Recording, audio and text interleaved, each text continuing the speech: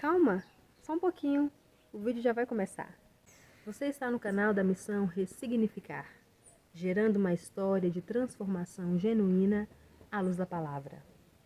Compartilha, se inscreva, vai lá também, dê uma olhadinha nas nossas outras redes sociais. Porque a primeira regra de um aprendizado é vocês andarem numa palavra de obediência. Então o que saiu da minha boca para vocês fazerem é assim, assim e assado.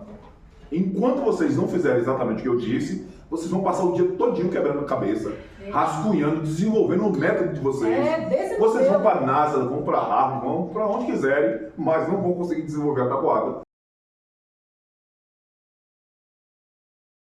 Eu estava conversando com fulano de tal nesse dia, ele falando que eu preciso de pastor, que pastor isso, que pastor aquilo, que pastor era nem por aí vai. Meu irmão, está escrito que Deus ia levantar pastores segundo o coração dele.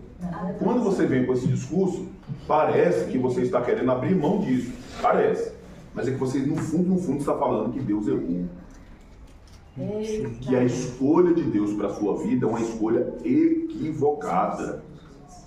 Que Deus, que criou os céus, que te fez, errou quando levantou um pastor para você.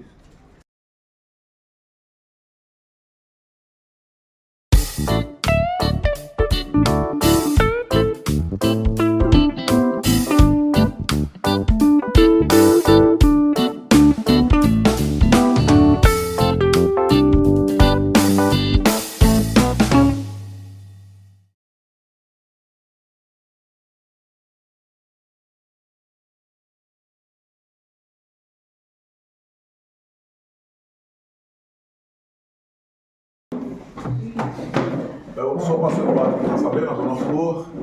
Nós estamos numa série, Clayton Fix.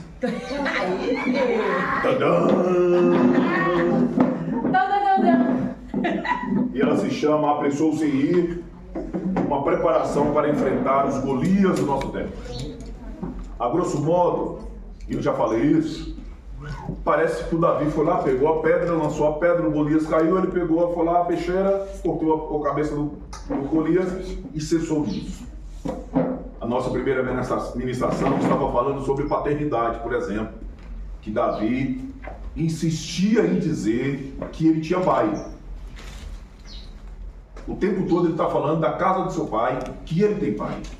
Nós falamos sobre os 3 níveis de paternidade, e que o céu não tem crise de paternidade, somos nós que estamos com uma dificuldade gigantesca dentro da nossa filiação. Nós não queremos Deus como nosso pai.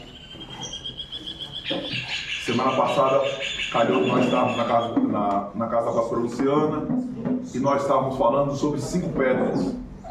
Qual a qualidade das pedras, Paulo?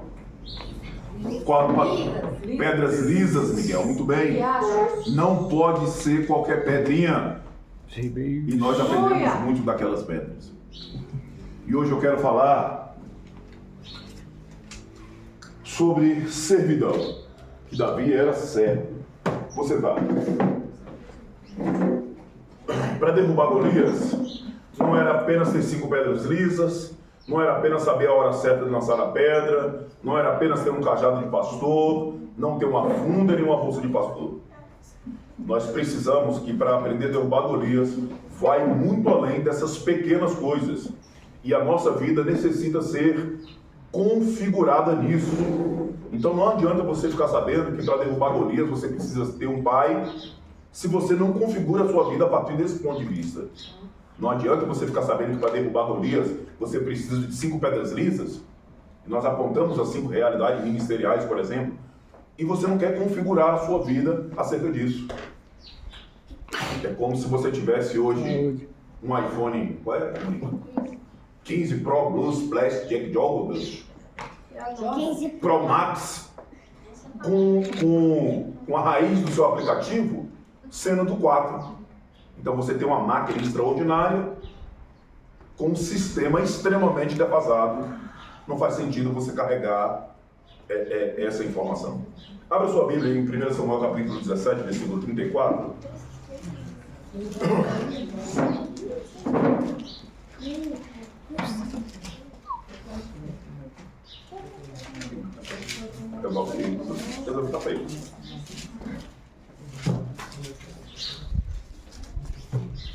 Todos chegamos? Então Davi disse a Saul: teu servo apacentava as ovelhas de seu pai. Olha o que Davi está declarando: teu servo. Davi foi ungido naquele momento para resolver essa situação, mas ele recua. Mas Davi está se submetendo à liderança de Saul.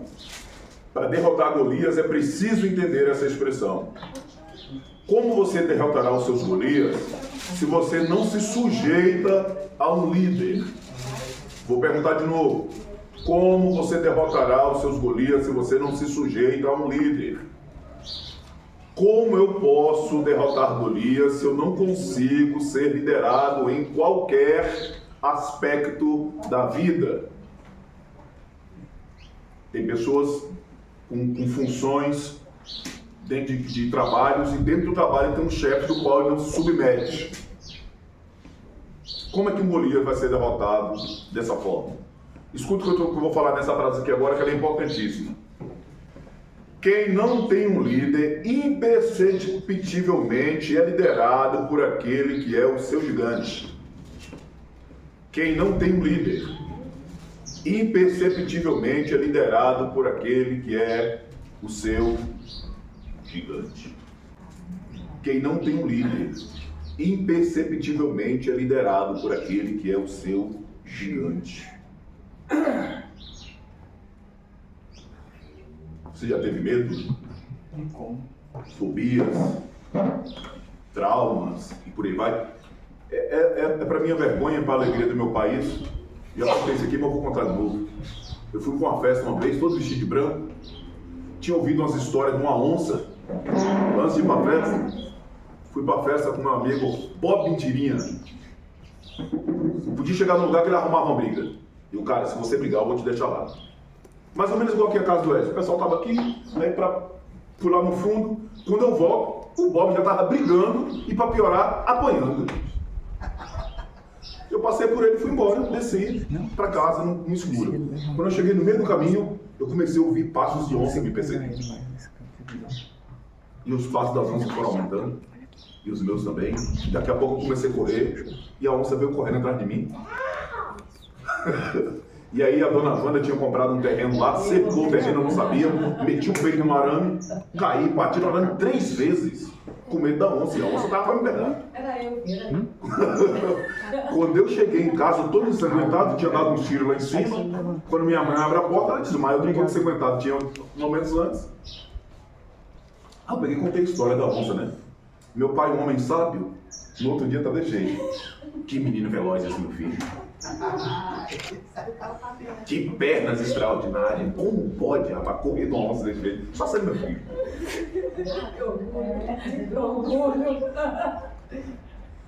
E não tinha onça nenhuma. Foi uma projeção aqui. Escute isso. Aquilo me feriu. E deixou marcas no meu corpo. Até hoje. O meu corpo é todo marcado das 3 vezes que eu bati naquele arame. Era um gigante. Era um Golias naquele tempo que estava me vencendo, que me venceu, para ser mais específico, naquele dia. Então, imperceptivelmente, nós vamos ser guiados, direcionados, liderados pelo gigante, se nós não nos submetermos à liderança. Golias lidera a vida em uma proporção digna ao seu tamanho, quando eu não me sujeitar a um líder. Golias lidera na minha vida em uma proporção digna do seu tamanho, quando eu não me sujeitar a um líder. Não ter um líder é extremamente perigoso. Estou falando das questões espirituais, estou falando do nosso convívio como irmãos, do nosso convívio como igreja. Foi Deus que estabeleceu isso e nós não queremos. Analise um pouco e pare sobre esse aspecto. Tem toda uma nação pelejando contra um homem e não há vitória em nada daquilo que acontece. E aí o homem que é pastor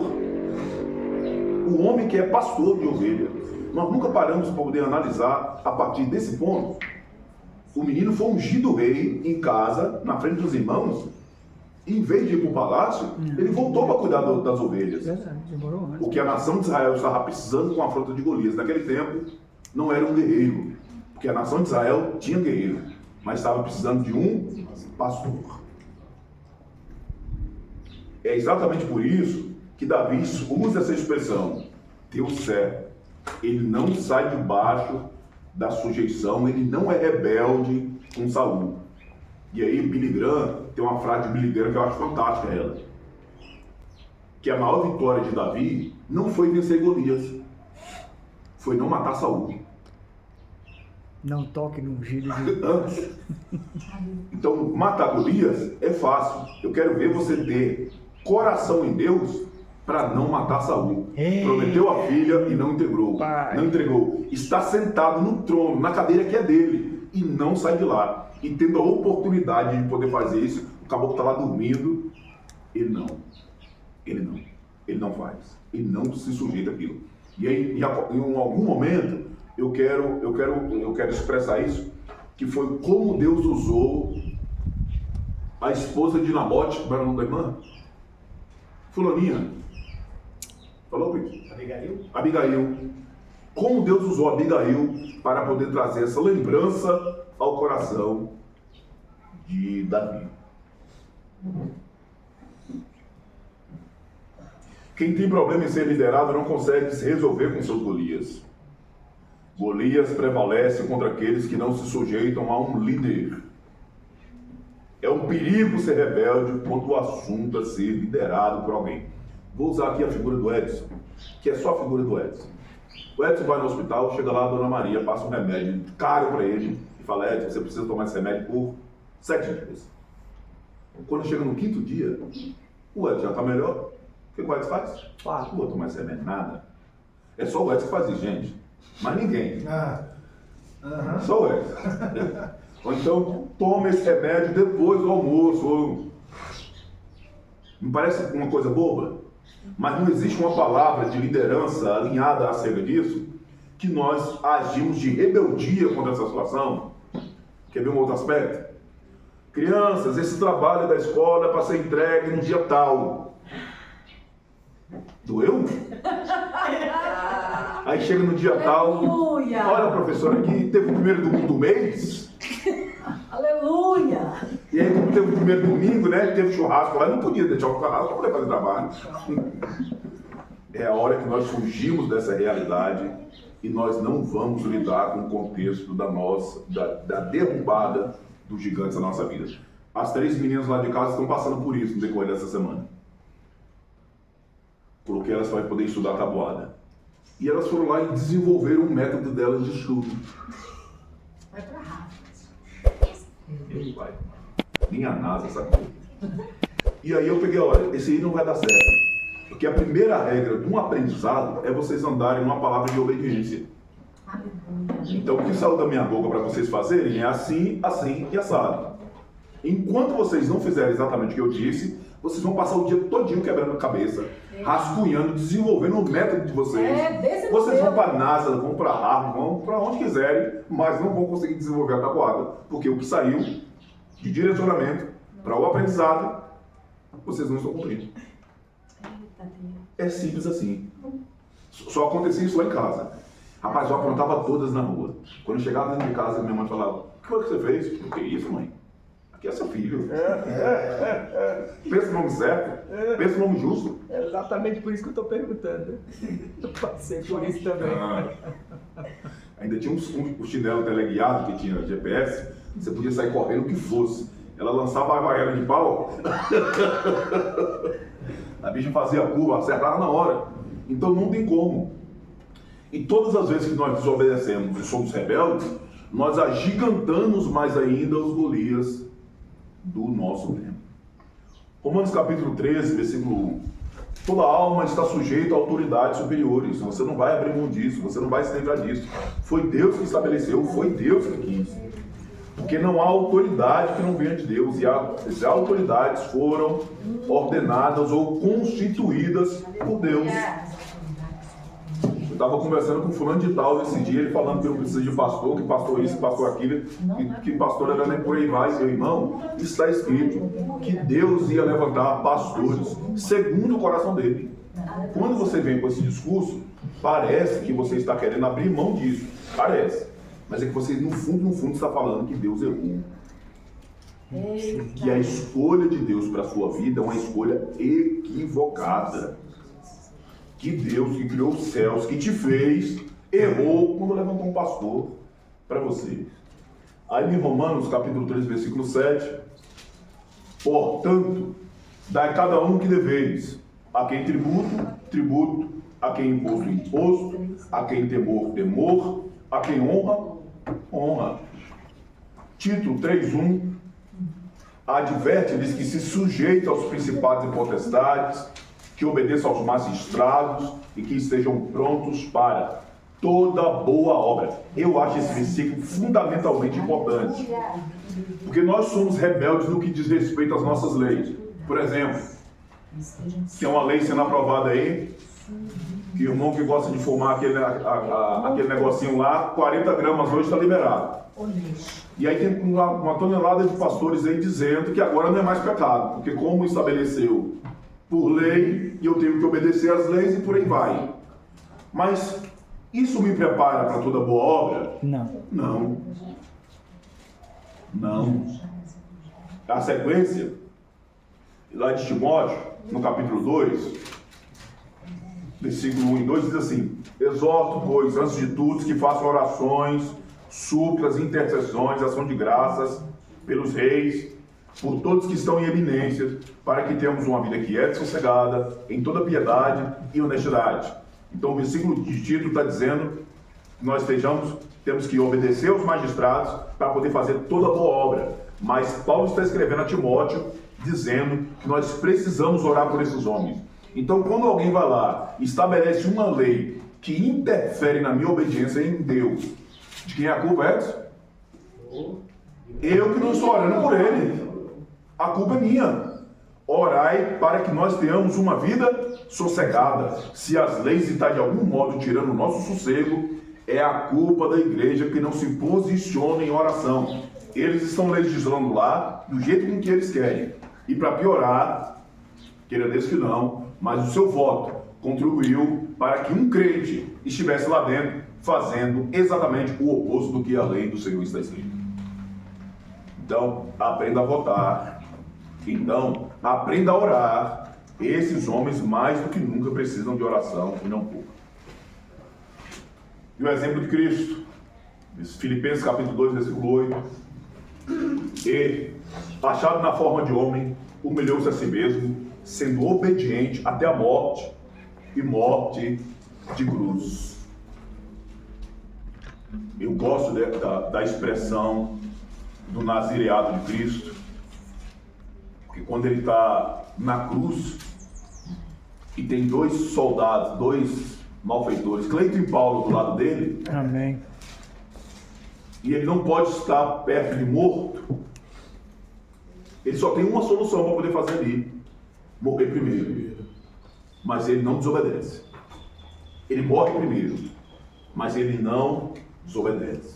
Então as nossas gerências emocionais têm nos levado a obedecer, as nossas vontades têm nos levado a obedecer, mas o Senhor nos dá o exemplo que, se for necessário, percamos a vida, mas não entramos numa linha de insubmissão. Teu servo apacentava, repita, apacentava. Toda servidão te remete ao trabalho. Toda servidão te remete ao trabalho. Se você diz que é servo, mas você não faz nada por ninguém, é isso mentiroso. Toda servidão remete ao trabalho. Primeiro ponto: como eu vou vencer os meus Golias se eu não honro o que eu preciso fazer, por menor que seja? O rei de Israel, a raiz de Judá, está apacentando ovelhas. Mas ele é rei. Ele foi ungido rei. Quem ungiu ele foi o filho da irmã Ana. Mas ele está fazendo uma coisa pequena. Se fosse Cleiton, ia dar um chilique lá. Você tá querendo o quê? Que vai cuidar de ovelha. Rapaz, você tá falando é com o negão, rei de Israel. Cria vergonha na tua cara. Vai se curvando logo aí, ô projeto profeta. Escute, nós menosprezamos as pequenas coisas que o Senhor nos coloca em nossas mãos com base no que nós entendemos que é capacidade. Golias não foi derrotado por Davi, por ele ser grande, por ele ser forte, por ele ser guerreiro. Nenhuma das habilidades humanas que era necessária para derrubar um homem de guerra como Golias, Davi tinha. E todos os homens que tinham as habilidades e capacidades humanas para poder derrubar Golias, ninguém foi fazer. Muda o contexto.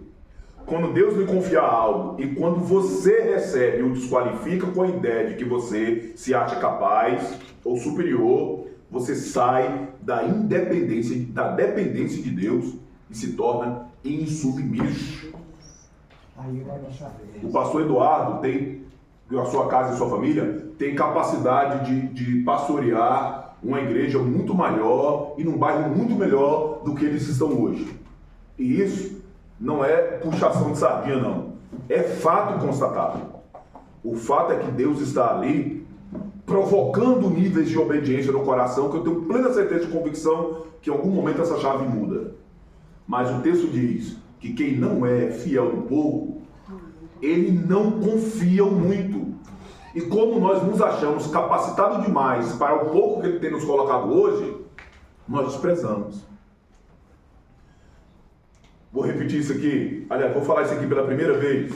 Vou até colocar mais perto aqui para eu ler, para eu não errar. Você não está ficando bom naquilo que é Deus que está fazendo. Não é você, não é sua capacidade, não é o seu intelecto, não é a força do seu braço. É Deus que, pela misericórdia dele, resolveu inserir você naquilo que é Ele que está fazendo. Você não está ficando bom no que Deus está fazendo. Eu vou repetir. Você não está ficando bom naquilo que Deus está fazendo. Não está. Não está. O que Deus te confiou não desonra a capacidade que você tem. Que bom que a Rebeca está aqui. Eu quero fazer menção do irmão nosso lá em Pernambuco, o irmão Ximenes. O irmão Ximenes era tenente capitão do Corpo de Bombeiros. Quando ele chegou na igreja, falou: se eu puder escolher, eu quero estar debaixo da liderança do irmão Cleiton e da irmã Dislene. E pensa num homem submisso, tenente capitão do Corpo de Bombeiro. Aí, se eu não me engano, Dislene deu uma palavra para ele, para a esposa, dizendo que Deus ia colocar ele num posto maior. Demorou poucos dias, ele assumiu como coronel, se eu não me engano, né? Acho que era a patente mais alta. E foi uma festa terrível. E no mesmo dia da festa, ele foi consagrado a diácono. Esse homem chorava de um tanto, porque ele foi consagrado a diácono. Não tem nada a ver com o corpo do governo, não. Governador, crente, não. Nossa, como Deus me ama. Nossa, a vida do irmão Ximenes pra gente foi um choque. Porque ele tinha o Estado sob seu comando. E quando o Cleiton falava para ele que precisava dele para fazer qualquer coisa, ele tirava a farda, entrava no carro dele e vinha para poder atender qualquer necessidade que tinha dentro da igreja. Qualquer uma, seja que fosse. Eu lembro que a esposa dele queria abrir uma lojinha. Variedade, né? Enfim. Eles estavam com a loja toda pronta. Mas esse, não. Conversa com a irmã Dislene. Olha, loucura. Veja se ele autoriza, veja se é assim mesmo. Não. Enquanto, e eles não falaram pra gente o que era, só queriam conversar. Enquanto não houve a conversa, a loja não pode ter. O pessoal do Corpo de Bombeiro ia pra igreja. Batia continência. O diácono estava na porta. Eu aprendi muito sobre submissão com aquele homem. E ele me falou uma coisa que me deixou entristecido e envergonhado até o dia de hoje. Ele, olha, nunca gostei de crente, essa coisa e tal, e eu quero ser pastor, e eu vou entrar na faculdade hoje para poder estudar, eu quero ser pastor. E aí calhou dele ir para a formação dele em São Paulo, quando a Marlene, mãe da Rebeca, veio a óbito, eles estavam voltando de carro para Pernambuco, no mesmo dia do sepultamento, e ele estava conosco aqui, contando a narrativa extraordinária dele. E como Deus honrou aquele homem, a partir da realidade desses princípios. Honrou a casa, honrou a família. Então, nós não queremos ser honrado por Deus. Nós temos uma necessidade gigantesca dentro da nossa vida pecaminosa de receber a honra dos homens. E a todo instante nós somos confrontados para essa realidade. E conviver com o irmão Ximenes veio me trazer à luz esse norte. Que ele abria mão de estar sentado à mesa com o governador, almoçando no final de semana, para poder estar com um monte de gente farofeira, para poder estar perto e próximo dos irmãos. Às vezes ele ia lá, falava oi, corria para cá, e a gente ligava a televisão para poder ver ele dando entrevista. A gente ficava olhando, cara, ele tá comendo com a mão bem aqui. Olha como é que o cara fala bonito. Submisso. Então, nós precisamos lidar com isso. O que Deus confiou em suas mãos não desonra a capacidade que você tem. Então, se nós fôssemos Davi, a partir do momento que nós fôssemos ungidos reis, um coração perverso que nós temos, e eu agora queria muito errado nisso, nós íamos arrumar uma confusão, nós não aceitamos, nós não concordaríamos. Irmãos, a minha vida cristã é pouca. A minha viagem para dentro desse negócio de igreja também é muito pouca. Mas eu já vi pastor brigando em cima de púlpito e quarto de cadeira. Porque tinha 3 pastores. Como é que ela dança de cadeira que a criança faz? Eu digo, roda aí vocês aí, cara. Pega a cadeira e o outro desce. Mas eles ficam brigando lá em cima. Ou então o pastor vai embora porque fulano não chamou o pastor para poder sentar lá em cima. Tá todo mundo querendo ser visto. Mas ninguém quer servir.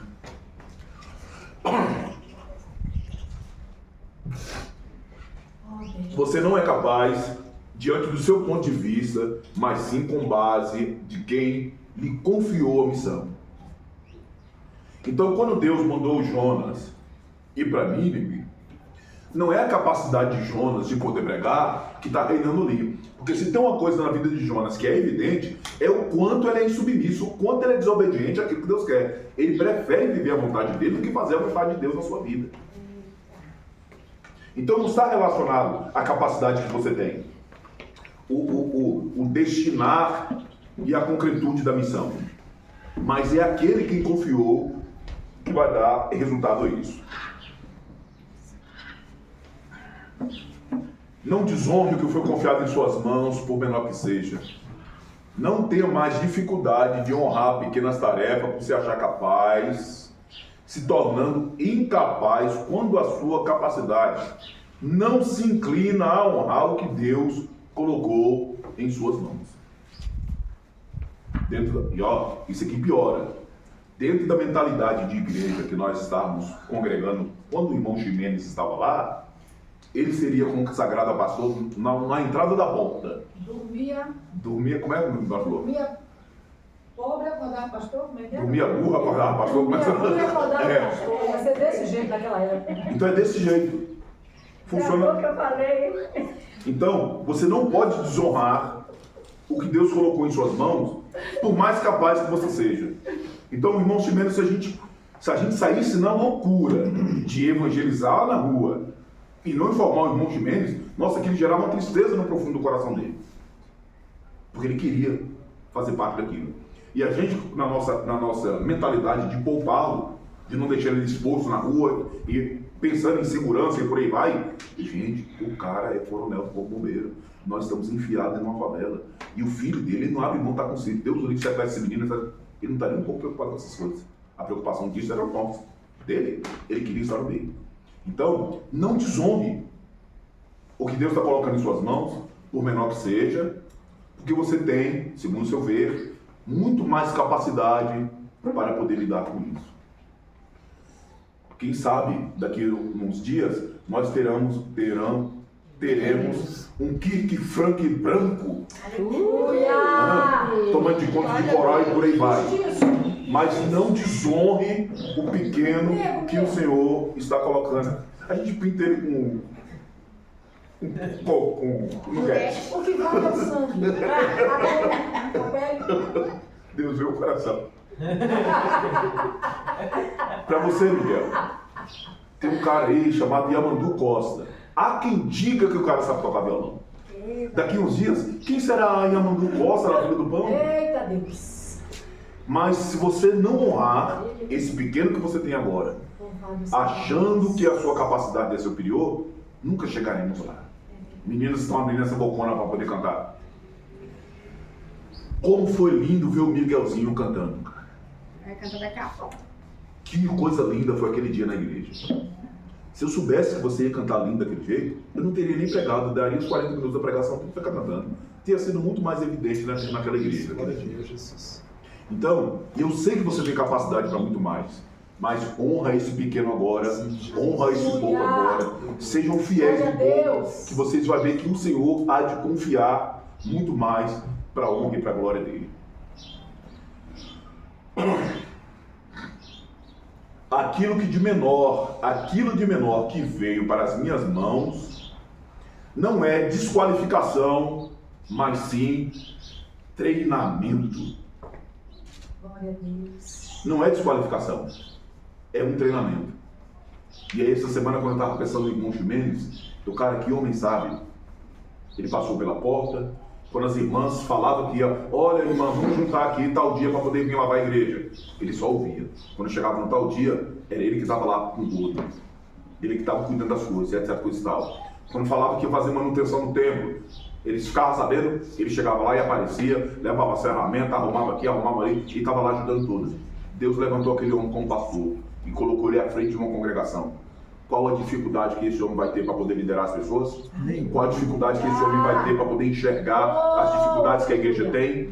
A manutenção do templo, o cuidado que as irmãs precisam ter com o banheiro, com as festas, ele passou por todas as áreas do desenvolvimento. Ele não quis romper a etapa. Então, o que parecia ser pequeno era treinamento. O que é pequeno que o Senhor está colocado nas nossas mãos é o Senhor nos treinando, nos capacitando para uma realidade nele muito maior. E nós não vamos vencer Golias queimando etapas. Nós não vamos vencer Golias queimando etapas da nossa vida. É impossível derrotar o meu gigante se eu não consigo honrar o que de menor Deus confiou em minhas mãos. Vou repetir. É impossível derrotar o meu gigante se eu não consigo honrar o que de menor Deus confiou em minhas mãos. Então, muito além de pegar pedras, escolher pedras e jogar na cabeça de um gigante, você está enxergando um Davi que era servo. Você está enxergando um Davi que servia, que ele não tinha apenas um título de servo, mas a evidência de quem verdadeiramente servia. Você está enxergando um Davi que era rei, com capacidades muito além, mas que ele se submetia a uma liderança e que ele honrava as pequenas coisas que colocaram na mão dele. Deixa eu te contar mais uma para poder terminar isso daqui.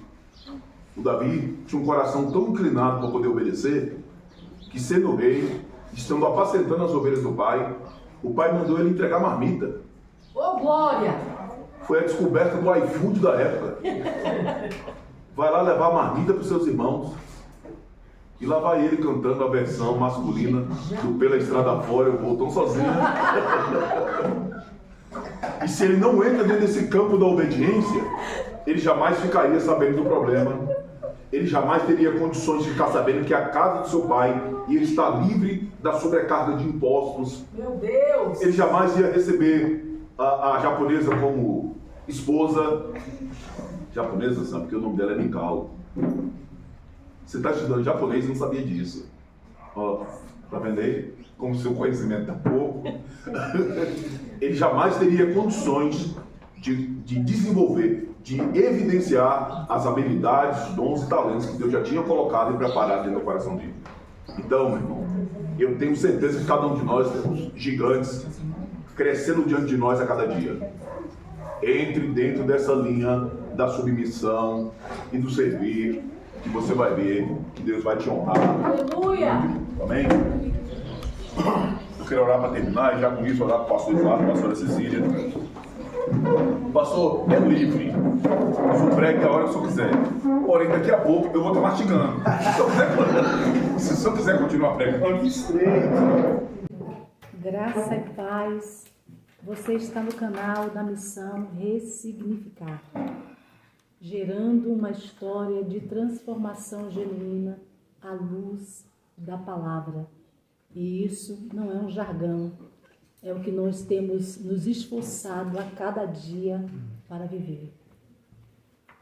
Você que está chegando agora, que Deus abençoe sua vida, que a mão do Senhor seja sobre a tua vida. Você que caiu de paraquedas no nosso canal, seja muito bem-vindo. Que Deus te abençoe mais e mais em nome de Jesus. Pai amado e querido, toda honra, glória e louvor dadas a Ti hoje, mais uma vez, nós te agradecemos. Obrigado por a oportunidade de mais essa palavra. Nós queremos te agradecer, Pai, pela vida, coração, o ministério, o pastor Eduardo, a sua casa, a sua família. Pela oportunidade que Tu nos tem dado, Pai, de poder receber esse coração impartido, derramando, da manifestação da graça, do amor e do poder que Tu tem derramado sobre eles. Como igreja tua, nós te pedimos que tu os prospere cada vez mais, que tu venha alargar, Pai, as suas fronteiras, derrame mais e mais o teu Espírito sobre a vida deles, para a glória do teu santo nome. Levante homens e mulheres com servidão, com coração fiéis, para poder cooperar naquilo, Pai, que eles estão fazendo, confiando diante de ti, para a glória do teu santo nome. Seja com eles naquele lugar, transforma aquele bairro, transforma aquelas casas, aquelas famílias a partir do ministério deles e permita, Pai, que as nações conheçam o grande homem de Deus, a grande mulher de Deus, a grande família de Deus que Tu mesmo está construindo e constituindo na vida deles para onde a glória do Santo Nome. É em Cristo que nós oramos e agradecemos. Amém. Amém. Amém. Glória a Deus.